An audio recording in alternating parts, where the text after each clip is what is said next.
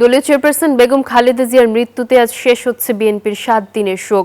সোমবার সকাল থেকে ঘন কুয়াশা আর শীত উপেক্ষা করে শেরেবাংলা নগরের জিয়া উদ্যানে বেগম জিয়ার সমাধিতে শ্রদ্ধা জানাতে আসছেন বিভিন্ন শ্রেণী পেশার মানুষ।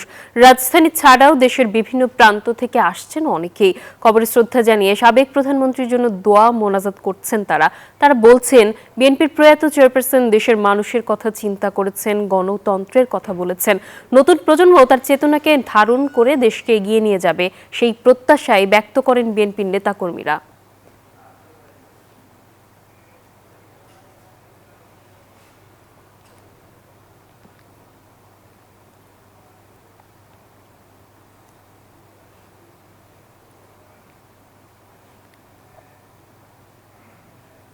জিয়া উদ্যানে শহীদ রাষ্ট্রপতি জিয়াউর রহমান ও বিএনপি চেয়ারপারসন বেগম খালেদা জিয়ার সমাধিতে আজও শ্রদ্ধা জানাতে আসছেন সর্বস্তরের মানুষ। এ বিষয়ে আরও জানাতে আমাদের সঙ্গে যুক্ত হচ্ছেন সহকর্মী শাহরিয়ার কবির। শাহরিয়ার, এখানে এখন কি চিত্র আপনি দেখতে পাচ্ছেন?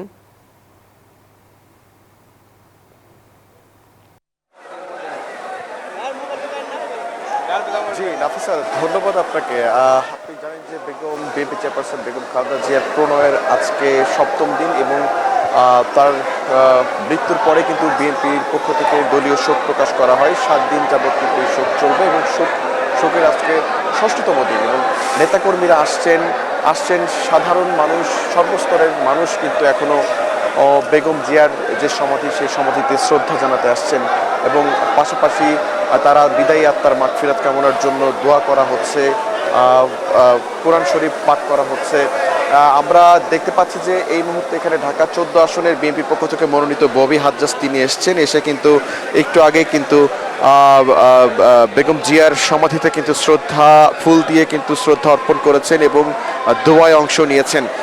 একটু পরে কিন্তু আমরা খবর পেয়েছি যে বিএনপির পক্ষ থেকে আরও কিছু নেতাকর্মী বিএনপি চেয়ারপারসনের উপদেষ্টা আব্দুল সালাম তার আসার কথা রয়েছে। তো আজকে সারাদিন যাবতীয় কিন্তু যেহেতু আগামীকালকেই কিন্তু বিএনপির যে ৭ দিনের যে শোক প্রকাশ করা হয়েছে, আগামীকালকেই সেই ৭ম দিন কিন্তু শেষ হতে চলেছে এবং আজকে এই ৬ষ্ঠ দিনে কিন্তু সর্বস্তরের মানুষ, আপনি দেখতে পাচ্ছেন যে নাফিসা, যে সর্বস্তরের মানুষ কিন্তু এসে এখানে তার সমাধিতে শ্রদ্ধা জানাচ্ছে এবং একই সাথে যদি আপনাকে জানাতে চাই যে নেতাকর্মী সহ এবং সাধারণ মানুষ কিন্তু প্রত্যাশা করছেন যে তার বিএনপি চেয়ারপারসনের মধ্যে যে আপসহীন নেতৃত্বের গুণাবলী ছিল, সেই আপসহীন নেতৃত্বের গুণাবলী কিন্তু তারেক রহমানের মধ্যে কিন্তু সেই নেতৃত্বের গুণাবলী সাধারণ মানুষ দেখতে চাচ্ছেন এবং চাচ্ছেন যে দেশকে বেগম জিয়ার অপূর্ণ যে স্বপ্নগুলো রয়েছেন সেগুলো তারেক রহমানের হাত ধরে পূরণ হবে। তো এই ছিল আমার কাছে থাকা সর্বশেষ। Nafisa,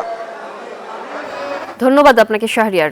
Bashundhara public school and college ২০২৬ শিক্ষাবর্ষে ভর্তি চলছে।